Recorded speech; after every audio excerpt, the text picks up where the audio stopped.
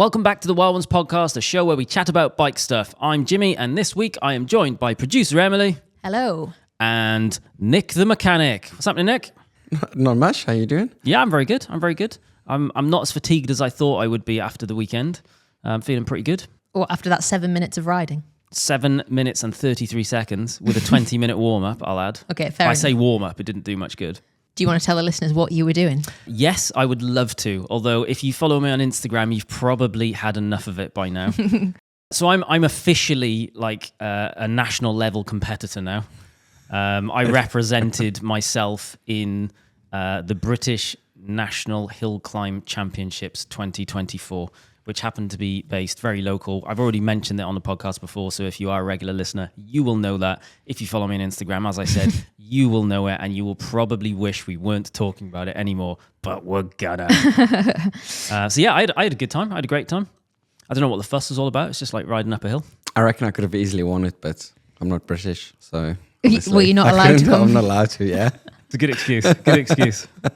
Shout out to Muckle CC and CTT who hosted this year's Nationals. It was an absolute mint event. It was in Hexham, just up the road from us, which was very nice because we didn't have to go very far. The open category was won by a good friend of ours, Harry Mack. He's been on this channel before and he's an absolute legend. He beat the defending champion, Andrew Feather, by 2 seconds, a whopping 2 seconds. And apparently did 8.8 watts per kilo for 3 minutes and 9 seconds. I think it was an average of 610 watts for wild. the 3 minutes. The women's category was won by Illy Gardner, and it's actually the 3rd year in a row that she has won it. Yeah, and I think it was the same podium as last year as well, to 2nd and 3rd place on the women's as well. They are strong. I think we can already do our fluff up of the week. And you sort of mentioned it. The hill climb was something like 40 minutes away from our house, and one of our very good friends won it. And we didn't make a video this year. The last couple of years we've been there weighing bikes and stuff like that. And this year was a prime video making time, but we didn't do it, did we?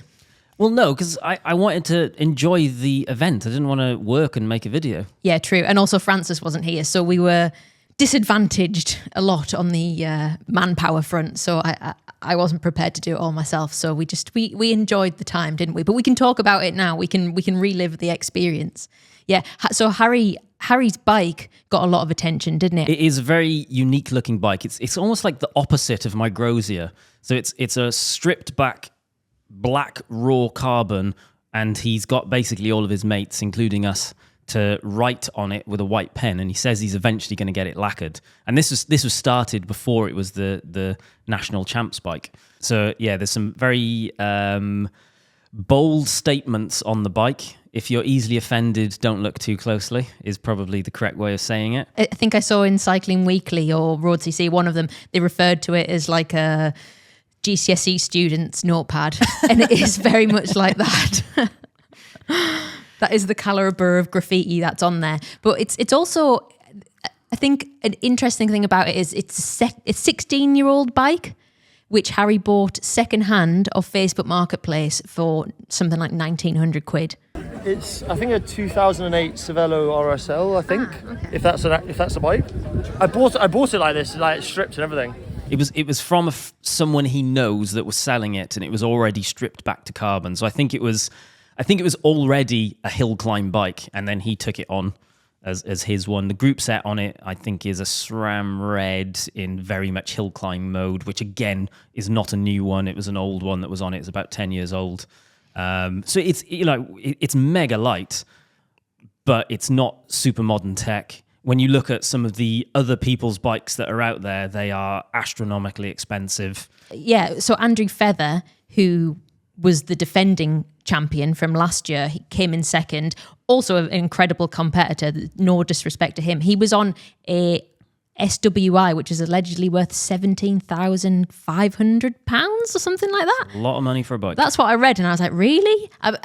I sort of suspect that he probably didn't pay for all of that himself. I feel like he's a man of the media. He gets a lot of attention when he rocks up because he's a bit of a superstar in that field, I think. Yeah. But I think what it really goes to show is you don't need the newest stuff. You don't need the fanciest stuff. You just need the best legs on the day. I mean, I put a disclaimer in over there that, yes, obviously he came second place on a much more expensive bike. But if you compare the two bikes in terms of for all round just riding a bike, there's a big difference. Where Harry's would be really fast going uphill because it's light, it's stiff. It's got the old SRAM raid, but it's rim brake. Where Andrew's bike is disc brake. It's all modern technology. Those or SWE as they call it, frame sets. Right. They do a special way of, it's the first only full monocog frame set. So their carbon is, they do 14 layers of carbon for every millimeter of frame set. Where somebody like Specialized, for instance, would run 4 layers.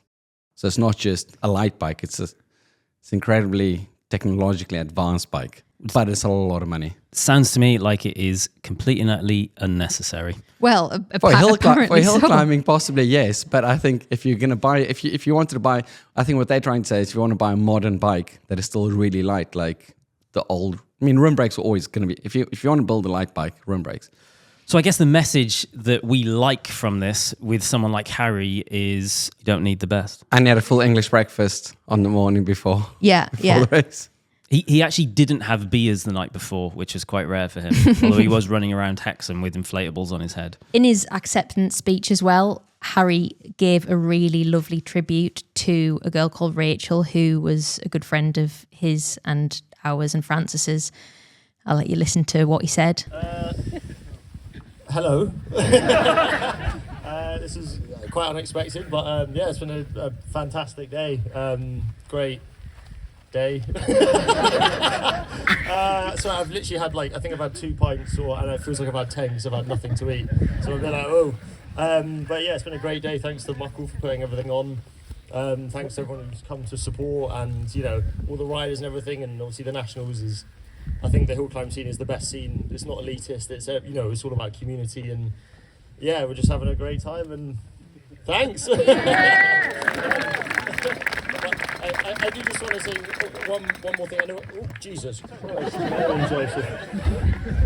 Jesus, yeah, there we go. I just want to say one quick thing. I know everyone's very, very cold, but I have a very short story to tell you. I think the first hill climb I did was the Nationals 2020. And I had a good friend who drove me to the Nationals a few days prior. We went and recce'd it and had a great time. And the morning of the Nationals 2020, unfortunately, we woke up to a message that she had unfortunately taken her own life. Sorry to put a bummer on this, but I thought if I'd ever won the Nationals, I would devote this to her. So this is to my late friend Rachel. So yeah, I think that really touched a lot of people, and it was so well deserved as well. Yeah, it was. Do you want to tell us anything about your bike, Jimmy? Yes, I would love to tell you about my bike. I think I got given an entry to the National Hill Climb probably because they thought it was a good opportunity for some PR to be done, rather than because of my hill climbing palmares. So although I paid I paid for my entry, there was no official expectation that we would cover it in any way. We're always going to have a chat about it on the podcast. I did it on my Steel Moss bike, which I built up with an old rival group set. The bike originally, we built it up for last year's Nationals at about 6.7 kilos. And then for whatever reason, it's ended up being rebuilt and it ended up being about 10 kilos. I had spares on it. I had my frame pump. I had a bottle of wine on the down tube. I had my vintage Nike shoes on. I wore jean shorts and a t-shirt, and I had a great time. I was thinking about this. Belgium cyclocross, whenever you think about Belgium cyclocross, it is rowdy. There's huge crowds. Everyone's having a great time. People are on the beers. People are eating food. It's a day out. It's having a great time. I feel like hill climbing in Britain is like cyclocross in Belgium. The crowd is super rowdy. Everyone's out for a good time. It's so noisy. It's like the big mountaintop finishes of the Tour de France where the crowd are all over the place. I nearly got taken out with a flag. In the moment, I wasn't happy about it. Now I think it was hilarious, and it would have been funny had I been taken out by a flag, especially because it was one of the bootleggers. It's just such a good vibe, isn't it? If you want to go to and see a bike race, go to a hill climb, you are guaranteed to have some lols. The atmosphere is good. I just think you got cheated. They should have had a compulsory, you have to stop, replace an inner tube before you can continue up the hill. You would have won easily. I definitely would have won. Because I think you're the only one that had an inner tube with you. I'm very certain I was the only one which had spares with them. Did you? Yeah, did you not see? No. Some lad even borrowed his frame pump at the top afterwards to inflate his tyre to get home. Are you going to do it next year, Emily? No. Were you inspired? No. How about you, Nick?